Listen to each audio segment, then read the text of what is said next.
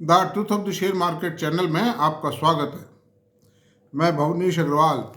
नमस्कार दोस्तों, मैं बहुत ज़्यादा आपको सावधान करता था बाज़ार के प्रति, और मैं ये भी कहता था कि जब बाज़ार में गिरावट आएगी तो कोई नोटिस नहीं आएगा कि ये फलां तारीख से गिरावट शुरू हो रही है, इतनी गिरावट आएगी, ये कोई बताने वाला नहीं है। केवल मात्र ये बात आपको तय करनी है, हालात का जायजा आपको लेना है, पूंजी की आपकी संभाल आपको करनी है। हम तो खाली सजेस्ट कर सकते हैं, आपको गाइडलाइन दे सकते हैं। और वो वक्त आ गया है जब ये कच्चे कलवे, जिनको मैं कहता हूँ, उन कच्चे कलवों में अंधाधुंध गिरावट है। और आपको दिखता रहेगा कि नहीं, कंपनी का प्रॉफिट तो अच्छा है, कंपनी का प्रॉफिट तो अच्छा है, लेकिन शेयर गिरते रहेंगे। और एक दो तीन क्वार्टर के बाद, 2 क्वार्टर के बाद ऐसा भी आएगा कि कंपनी की प्रॉफिटेबिलिटी, ये जो कच्चे कलवे हैं ना, इनकी प्रॉफिटेबिलिटी भी धराशायी हो जाएगी। जिन कंपनियों के पीछे टेक्नोलॉजी नहीं है, मैनेजमेंट, चाहे वो स्मॉल कैप कंपनी है, अगर उनके पीछे मैनेजमेंट है, टेक्नोलॉजी है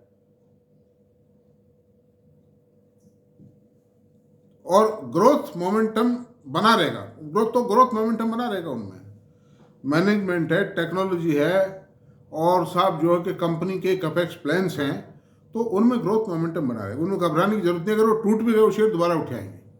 भाई, एक कोई आदमी थकता है, दिन भर काम करता है, रात को सोता है, सुबह उठ जाता है, वो हेल्दी आदमी। लेकिन एक बीमार आदमी बिस्तर से नहीं उठ पाता है।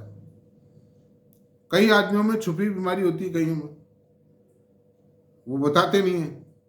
The same thing is here. बहुत सी, ज़्यादातर कंपनी ऐसी हैं मिड कैप और स्मॉल कैप में, उनके अंदर जो बीमारी है, उनके मैनेजमेंट नहीं बताएंगे। वो कहते हैं we will report a strong growth, we shall report a very strong growth. मैं किसी का नाम नहीं लेना चाहता हूँ। अब आप देखिए कि ये जितने भी शेयर मैंने 20-50 शेयर बताए थे पहले, एक भाई इनमें प्रॉफिट बुक करिए। हालांकि मेरी कोई रिकमेंडेशन नहीं है, मेरा खाली एक आपका ध्यानाकर्षण है, वह खाली, इससे ज़्यादा मेरा कुछ भी नहीं है। पैसा आपका है, शेयर आपके हैं, जो भी आप करें आपकी इच्छा है। मतलब आप देखिए वो शेयर कहाँ है, आप बताइए। और अभी कुछ नहीं हुआ है। अभी तो क्या है कि ऑपरेटर्स जो है अभी फंसे हुए हैं उनमें। मतलब ऑपरेटर्स धीरे धीरे निकल रहे हैं, जैसे मौका मिलता है निकलते हैं। क्लास 1 शेयरों में, निफ्टी के शेयरों में, सेंसेक्स के शेयरों में, बैंक निफ्टी के शेयरों में, निफ्टी आईटी के शेयरों में, निफ्टी फार्मा, निफ्टी ऑटो, इनमें कोई खतरा नहीं है। खतरा कहाँ है? खतरा है जो स्मॉल मिड कैप है। मिड कैप में भी किसी कंपनी का जो मार्केट कैप मान लो 1 लाख रुपए से ऊपर है, उनमें कोई खतरा नहीं है। उनके पीछे मैनेजमेंट है, उनकी एक स्ट्रेंथ है अपने आप में, उनकी एसेट वैल्यू है। लेकिन खतरा कहाँ झूम रहा है? जो छोटी कंपनी है, 5,000, 7,000, 10,000, 8,000 करोड़ का मार्केट कैप जिन कंपनियों का है, वो होता क्या है कि खैर ईश्वर करे झटका ना लगे। एक झटका लगता है ना, वो सीधी मैदान में चित्त पाती है, और वो खुद मरती है, इन्वेस्टर को ले मरती है, शेयर होल्डर्स को ले मरती है। मतलब तो खैर जैसा भी हो, आप कोशिश करें, दिल पर पत्थर रखकर ये कोशिश करें, मुझे प्रॉफिट बुक करके एक बार बैंक में जमा करवा दीजिए, बाद में फिर निर्णय करिए तसल्ली से। कच्चे शेयरों में, बढ़िया शेयरों को मत बेचिए, चाहे वो कितना ही गिरते हैं। Don't worry at all. अब सवाल ये उठता है कि आज किस शेयर पे चर्चा करेंगे। आज एक ऐसे शेयर पे चर्चा करेंगे, और उसके साथ बहुत से शेयरों पे भी चर्चा हो जाएगी साथ के साथ, जिसके कल परिणाम आए।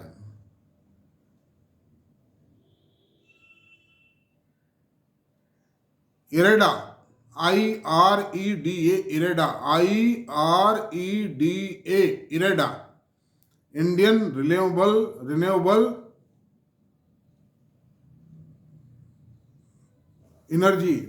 Energy investment corporation, IREDA, development corporation, development agency है नाम। इरेडा का मतलब Indian renewable energy development agency. ये भारत सरकार का उपक्रम है, बहुत शानदार है। मैं ये नहीं कहता खराब है, मैनेजमेंट भी स्ट्रांग है भारत सरकार के द्वारा, वो भी मोदी जी के शासन में। कोई खराबी जैसी चीज़ नहीं हो सकती। कहीं कोई खराब आदमी है तो उसको हटा दिया जाता है, चेंज कर दिया जाता है। Only efficiency and capability and honesty is the slogan of this Modi सरकार। फिर मैं कहोगे कि आप पॉलिटिकल बात कर रहे हो, ये कोई पॉलिटिकल बात नहीं कर रही है, मैं केवल सरकार की बात कर रहा हूँ। I am not talking about any political parties, I am not making comment on any political parties, I am talking about the honourable prime minister of India. तो ये जो इरेडा का शेयर है, IREDA इरेडा, इसके कल परिणाम आए। 32 रुपये में इसका आईपीओ आया था करीब 2.5 साल पहले, और ये आकर के 52-54 रुपये में लिस्ट हुआ था, और बढ़ते बढ़ते बढ़ते 300 रुपये तक, 350 तक भी पहुंच गया था। जब भी हम आश्चर्य करते थे कि भाई इसमें ऐसा क्या जादू आ गया, मतलब 4 रुपये, 3-4 रुपये की EPS का शेयर, और सीधा गया 200-250 रुपये, 300 रुपये चला गया। बताओ आप, लोग फंस गए। और ऑपरेटर्स क्या करते हैं कि ऐसा फंसा देते हैं लोगों को कि ऊंचा ले जा करके, और नीचा तो आएगा क्योंकि वो बेचते हैं माल, प्रॉफिट तो वो बुक करेंगे, उन्होंने प्रॉफिट बुक करने के लिए खरीदा, घर में तो रखेंगे नहीं उसको। कोई भी ऑपरेटर घर में रखने के लिए, लंबे टाइम के लिए माल नहीं खरीदता है, वो उतने से टाइम के लिए माल खरीदता है कि वो वर्किंग दिखा करके इन्वेस्टर के गले में पहना जाए। इन कच्चे कड़वों को, मतलब कच्चे कड़वों को, जो तेज तर्रार आदमी हैं, मजे खिलाड़ी हैं, बहुत श्रूड हैं, वो कच्चे कड़वों को पाड़ते नहीं है, वो पाड़ते हैं शेरों को। जो लायंस हैं, टाइगर्स हैं, उनको पाड़ते हैं। हमने भी उनसे ही सीखा है भाई। आदमी सीखता किससे है? Man is the creation of environment. तो अब आज इस शेयर पे चर्चा करते हैं। कल इसके परिणाम आए हैं, इसके शेयर की प्राइस क्या जायज है, और क्या इन मूल्यों पर यह टिके रह सकता है, और वो भी इस बाजार में, इस बात पे हम चर्चा करेंगे। तो पहले तो परिणामों को देख लेते हैं।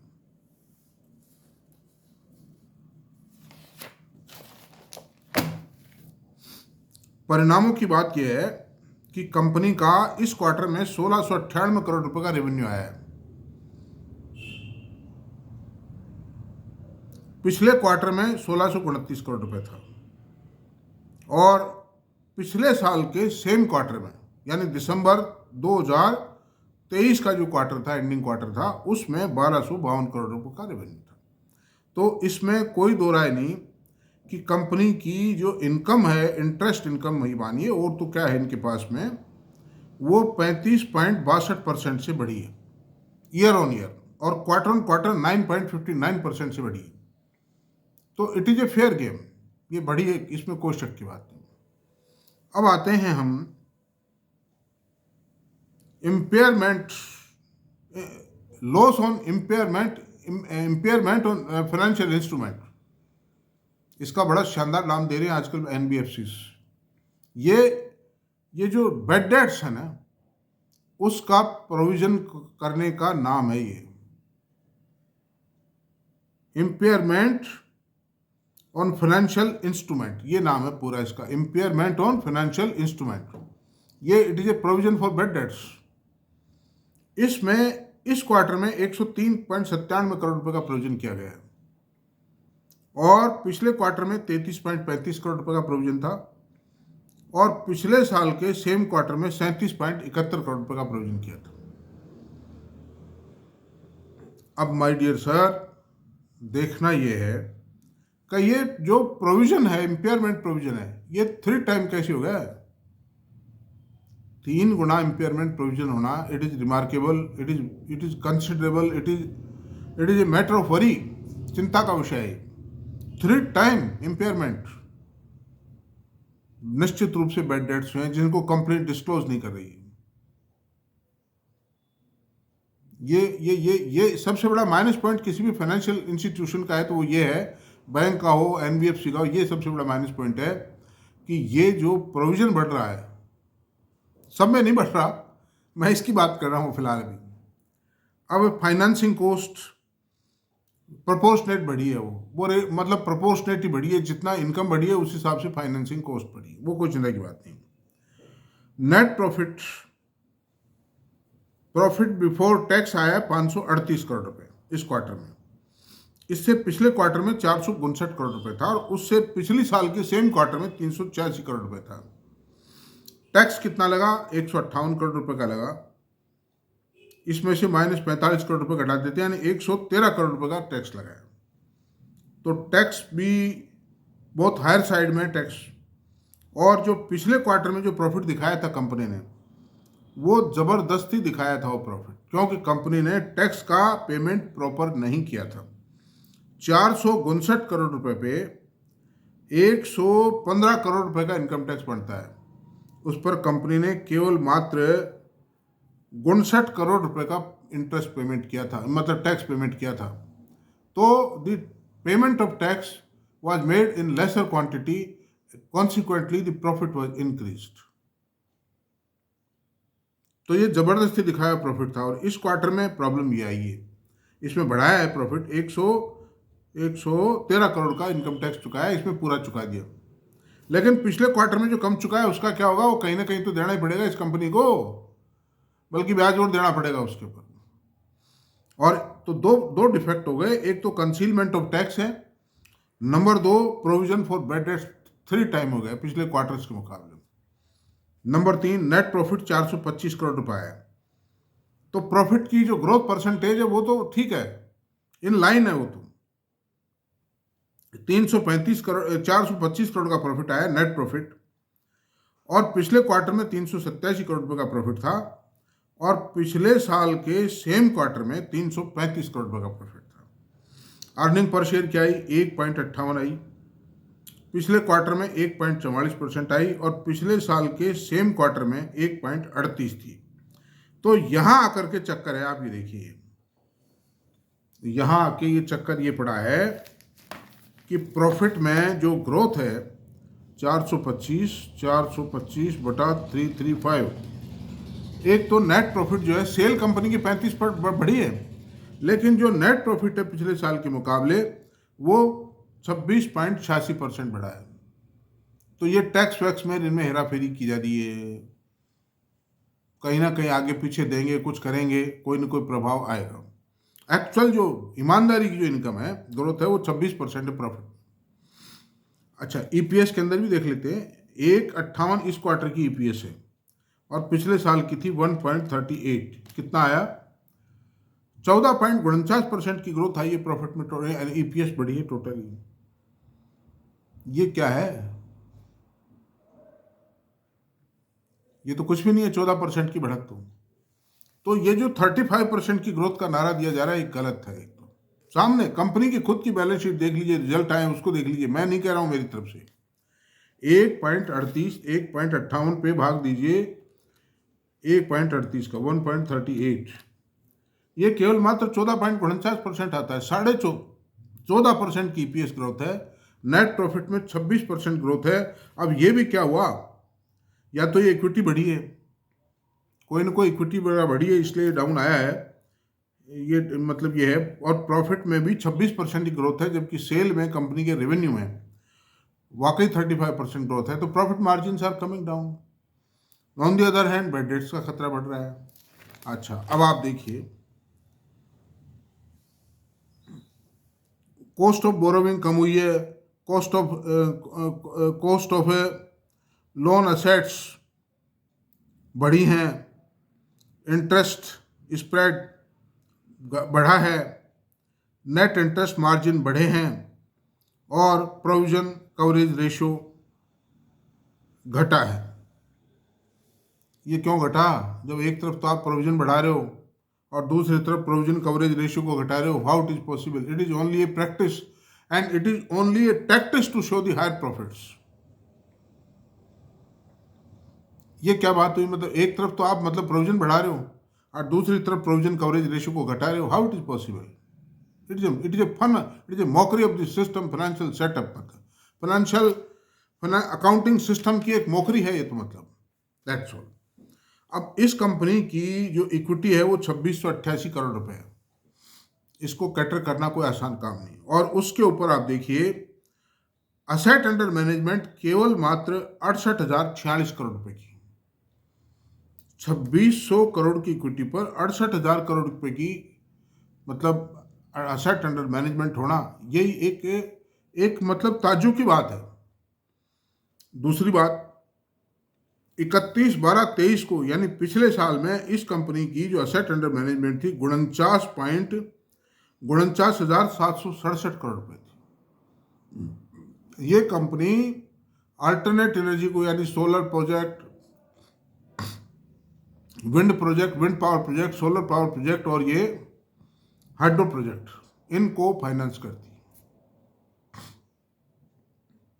बायोगैस को भी कर सकती है, उनको फाइनेंस करती है। तो उसमें तो बहुत ज्यादा डिमांड है इस समय, there is a huge demand.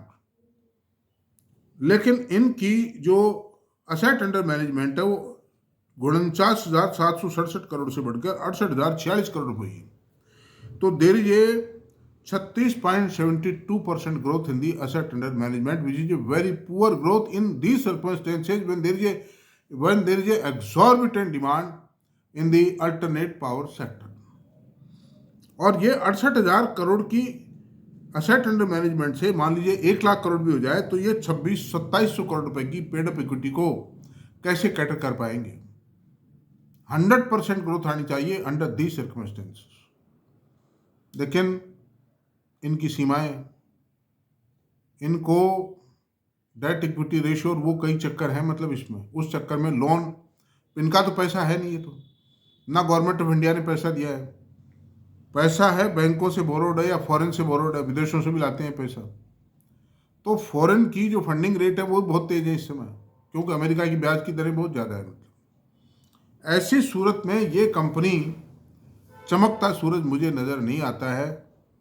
फिर पीएसयू मैनेजमेंट है। देखिए गवर्नमेंट के अंदर मैं ये नहीं कहता वो बेईमान है वो लोग, उनकी भी कुछ व्यवस्थाएं हैं। डिसीजन मेकिंग में मल्टी लेयर्ड सिस्टम है। Decision making is very difficult and it is based on multi layered system, hence the decisions are delays and the most of the times पर एक्यूरेट डिसीजन नहीं ली जा पाते। कोई भी decision time पर नहीं लिया जाएगा, उसकी कोई वैल्यू नहीं है। फिर नंबर 2 बात, अब मैं आपके इसको बताता हूँ। 3 कंपनीज है भारत सरकार की, है एनबीएफसी, आरईसी, पीएफसी और इरेडा। और भी है, टूरिज्म डेवलपमेंट कॉर्पोरेशन है, आईएफसीआई है, उनको छोड़ दीजिए फिलहाल, उन पर बाद में बात करेंगे। इन तीनों का कंपैरिजन करते हैं जो एनर्जी सेक्टर को फाइनेंस करती हैं। इरेडा का पी रेशो आज की तारीख में 39.09 है, 39 का जीरो है पी रेशियो, जो किसी भी हिंदुस्तान की आज की तारीख में किसी भी फाइनेंस कंपनी का, किसी भी बैंक का नहीं। अच्छा, आरईसी का पी रेशियो 8.34 है और पीएफसी का पी रेशियो 6.40 है। तो 6 पंजे 30, 6 छंगा 36, पीएफसी के मुकाबले तो 6 गुना हो गया पी रेशियो, और आरईसी के मुकाबले 8 पंजे 5 टाइम हो गया। तो दोस्तों कितना बड़ा गैप है। वो कंपनियां भी ग्रोथ तो दे ही रही है ना, और उनकी लोन बुक बहुत बड़ी है, उनकी इक्विटी भी 3,000 करोड़ के आसपास है। दोनों की लोन बुक 5-5 लाख करोड़ से ऊपर है उनकी। वेल डिविडेंड पेइंग है। उनका डिविडेंड पेमेंट बताऊं मैं आपको, आरईसी का डिविडेंड है 3.39% of the market value, dividend yield है ये, मतलब on the market price of the share. और पीएफसी की डिविडेंड है 3.28%, और इरेडा की डिविडेंड यील्ड जीरो डिविडेंड है, नॉन डिविडेंड पेइंग कंपनी है ये। तो अब डिस्कशन काफ़ी हो गया है और बड़ी कड़वी लग रही होंगी मेरी बातें दोस्तों। मैं कड़वी बातें कहने का आदी हूँ, लेकिन कड़वी दवा हमेशा फायदेमंद होती है। असली दवा वही है जो कड़वी हो। अब आप बुरा माने तो मैं क्षमा याचना करता हूँ आप सब लोगों से। मेरी एक ही प्रार्थना है, मेरा वीडियो पूरा देखें, उसके बाद ही आपको कोई ज्ञान प्राप्त हो सकेगा, इसका लाभ प्राप्त हो सकेगा। और मेरी राय में तो इस शेयर में profit booking is very essential, and switch this money in some IT company so your investment can be safe and appreciable। तो अब ठीक है, बात चर्चा पूर्ण हुई, आज इतना ही रहने देते हैं। आपको पूरा वीडियो देखें और इसको प्लीज़ सब्सक्राइब करें, लाइक करें अगर वीडियो पसंद है तो। Thank you very much.